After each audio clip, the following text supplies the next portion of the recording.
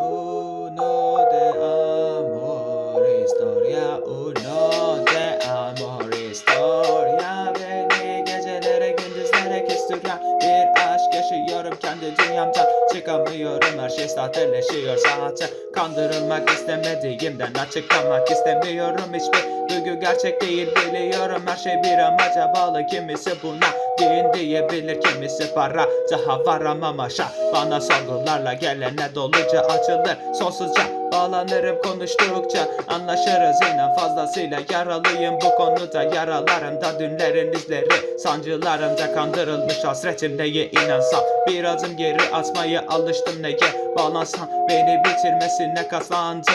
Böylece usandım, artık durdu akan nehirler, bulanık sular içinde yatan öfkeler su üstüne çıkar ara ara tekrar tetikler beni. Bense elimdeki nasırlarla beklemekteyim, harbiden keyiften değil bunlar esaretten yazdım. Kanaat getirdim, artık heveslenemem bir insan uğruna, gecelerimi sabah edemem.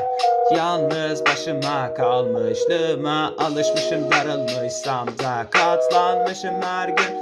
Güneşi karşıla, güneşi uğurla, günlerim 7 ve 7 arası dönüp duruyor. Durum neye sürüklüyor artık kestiremiyorum. Kafam oldukça gergin, tıpkı sapan gibi anlaşamıyorum kimselerle. Dilimden içimden geldiğince söylesem neye yarar, kimse istemezken bağ tüketim çağında. Tüketilen ruhlar, üretilen huylar kansızlığa boyar ve soluk solgun sıfatlar buralarda yaşar. Tepesinden yoksun cepler buralarda oyalanır elimden.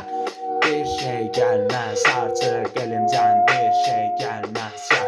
Elimden bir şey gelmez artık, gecelerimi gündüz edemem.